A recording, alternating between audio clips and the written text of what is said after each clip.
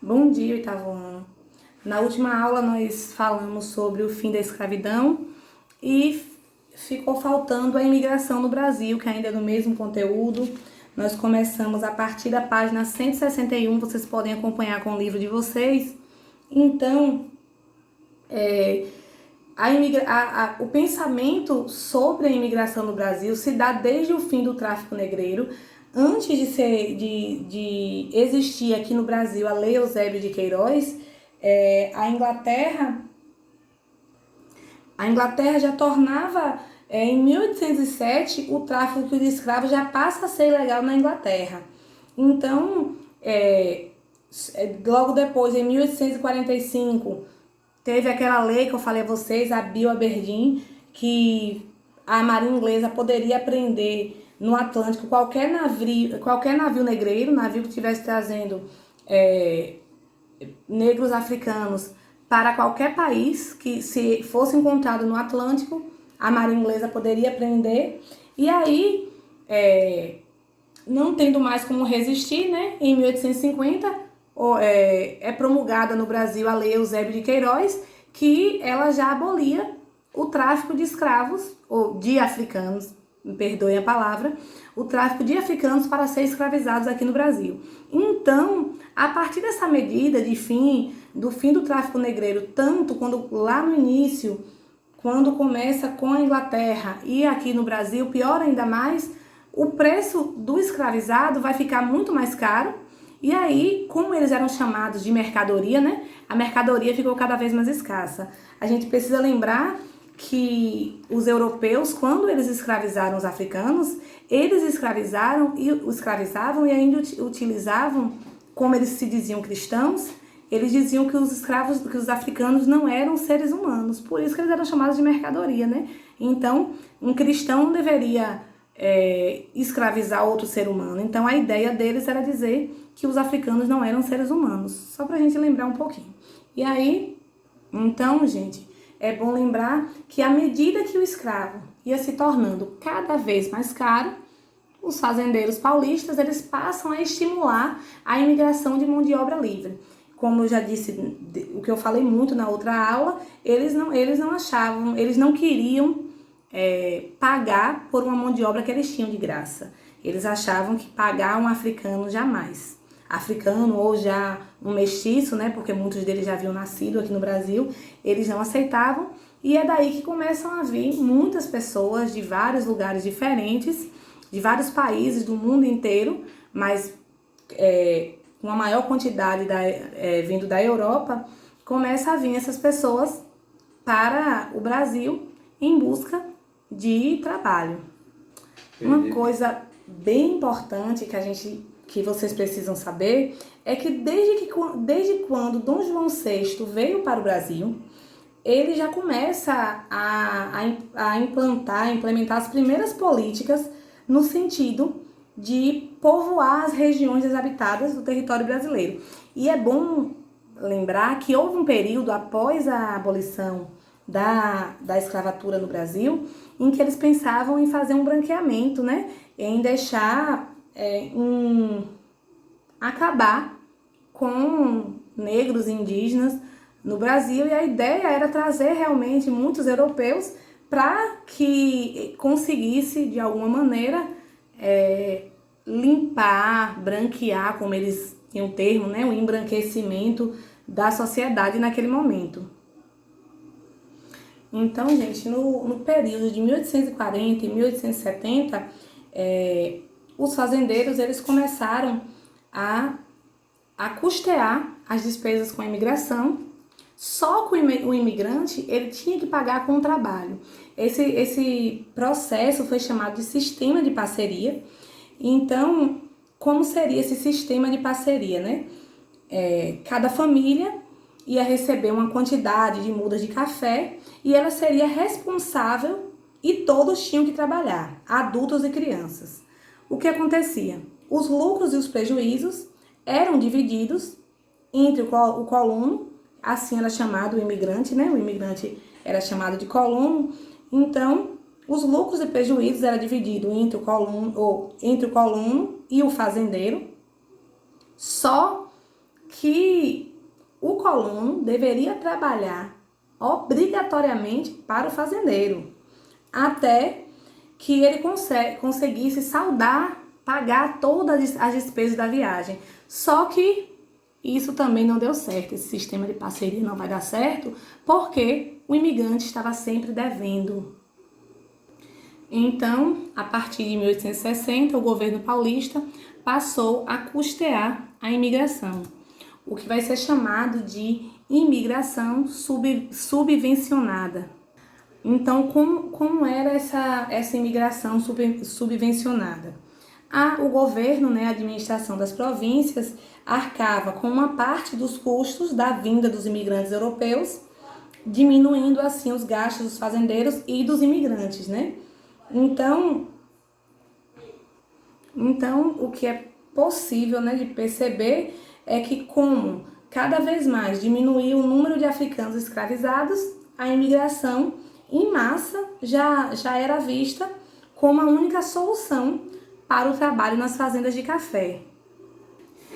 Esse tipo de imigração, gente, a imigração subvencionada, a partir de 1870, ela se torna muito comum e por conta de 3 processos, Haviam as campanhas cada vez mais intensas pela abolição da escravatura. Lembra que essa abolição só vai se dar, em 13 de maio de 1888. Nós estamos aí ainda falando de 1870, não é isso? Então, já havia intensas campanhas pela abolição da escravidão. As lavouras de café cada vez se expandia mais, o café se torna o produto mais importante do país naquele momento. E ainda havia a crise que os países europeus, que alguns países europeus estavam passando, então o que forçou muitas pessoas a emigrar, a sair do seu país em busca de uma vida melhor. É a província de São Paulo, gente, que vai mais investir nessa imigração subvencionada, para que eles pudessem substituir mais rápido, a mão de obra escravizada nas fazendas de café. Como eu falei antes, como eu falei sobre aquele processo de embranquecer, de clarear o Brasil, de todo o preconceito que sempre houve e infelizmente ainda existe no nosso país, uma grande parte da elite econômica naquele momento e intelectual, eles defendiam o incentivo à imigração porque eles viam que com a vinda de europeus brancos havia uma possibilidade de que os trabalhadores fossem disciplinados e eles podiam civilizar, vamos usar as aspas, e no livro de vocês também tem aspas, era a ideia de civilizar a sociedade brasileira, como se índios e negros africanos, não fossem pessoas civilizadas, não pudessem ser pessoas civilizadas. A ideia deles era que viessem mesmo os europeus para isso. E que fique claro que essa ideia vinha porque na Europa tinha um pensamento de teorias raciais que, graças a Deus, já são superadas hoje, não existe, mas essas teorias raciais, elas defendiam a superioridade dos europeus em relação aos outros povos, Vocês vão estudar o ano que vem, vocês vão entender essa ideia de supremacia branca, de superioridade dos europeus a partir da Segunda Guerra Mundial, que vai ser toda baseada nessa ideia de supremacia branca de Hitler, mas vocês vão entender mais na frente. Mas era essa a teoria da época, que havia uma superioridade dos europeus sobre os outros povos. A Lei de Terras. Gente, essa Lei de Terras, ela foi decretada no mesmo ano em que foi publicada a lei Eusébio de Queiroz. Lembra, em 1850, foi a primeira lei, aqui no Brasil, já pensando na abolição da escravatura que um dia teria que acontecer. Então, essa Lei de Terras, ela proibia, ou a Lei de Terras não, a Lei Eusébio de Queiroz proibia o tráfico de escravos. Não era mais permitido que escravizados fossem tirados da África e trazidos para ser escravizados aqui no Brasil. Então, no mesmo ano, No mesmo ano em que se decreta a Lei Eusébio de Queiroz, também é decretada a Lei de Terras, que foi em 1850. Então, olhem só. Antes da Lei de Terra, uma pessoa poderia ocupar uma terra, cultivá-la, se essa terra tivesse desocupada, e ela teria direito à posse dessa terra, porque essa pessoa está cuidando, está cultivando a terra. Só que a Lei de Terras torna todas as terras proprietárias todas as terras são propriedade do Estado, ou seja, propriedade do governo. Então, olha só. Em 1850 foi decretada a Lei de Terras, que estabelecia, entre outras coisas, que o governo não poderia mais doar terras, somente vendê-las, e que os proprietários deveriam registrá-las em cartório. Então, gente, olha só. Na prática, essa lei só iria favorecer aos grandes fazendeiros porque tinham dinheiro, tinham recursos para adquirir essas terras. Então, com essa lei, os pobres foram praticamente impedidos de ter acesso à terra.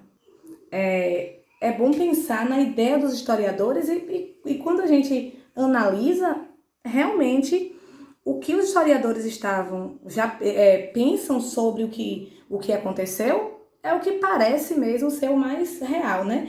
Muitos historiadores, eles falam que essa lei já estava preparando o país para o fim do trabalho escravo, porque sabia que não tinha jeito, já havia, como eu disse a vocês, quando nós estávamos estudando a escravidão no Brasil na última aula, eu falei a vocês sobre essa ideia, né, de que o Brasil é o último país da América, o último país livre da América a acabar com a escravidão, né, com a escravidão, e